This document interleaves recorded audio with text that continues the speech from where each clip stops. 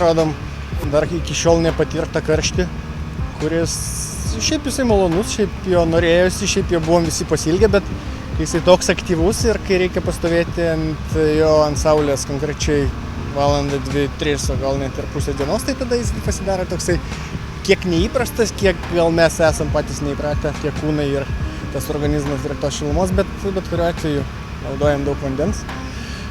Jeigu kalbėt apie sportinę pusę, aišku, turim visiškai naują stenogramą.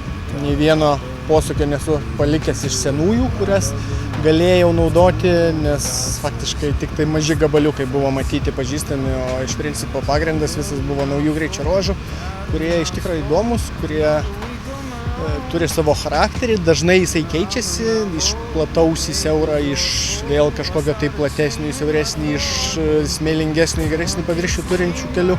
Tai tas, aš manau, kad bus pakankamai didelis iššūkis konkrečiai prisitaikyti maksimaliai greitai prie kiekvieno kelio pasikeitimo arba jo konfigūracijos pasikeitimo arba galų gale dangos. Tai bus įdomu, aš tikiuosi geros kovos, aš tikiuosi tie dalyviai, kurie atvažiavo iš užsienio, irgi nustebins, irgi važiuos greitai, irgi palaikys tą tempą ir galima bus konkuruoti su jais taip pat kaip ir su mūsiškiais.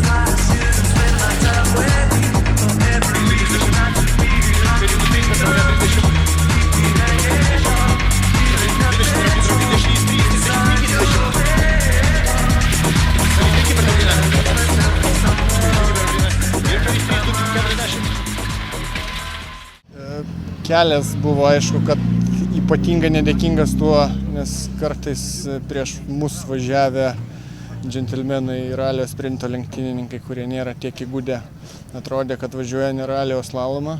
Kartais vėžių buvo daugiau negu daug, net tiesiuose atkarpose, tai tas šiek tiek išmušdavo iš vėžės ir, aišku, negalėjai jaustis niekada tikras, kas bus už posūkio ir kur tos vėžės toliau nueis.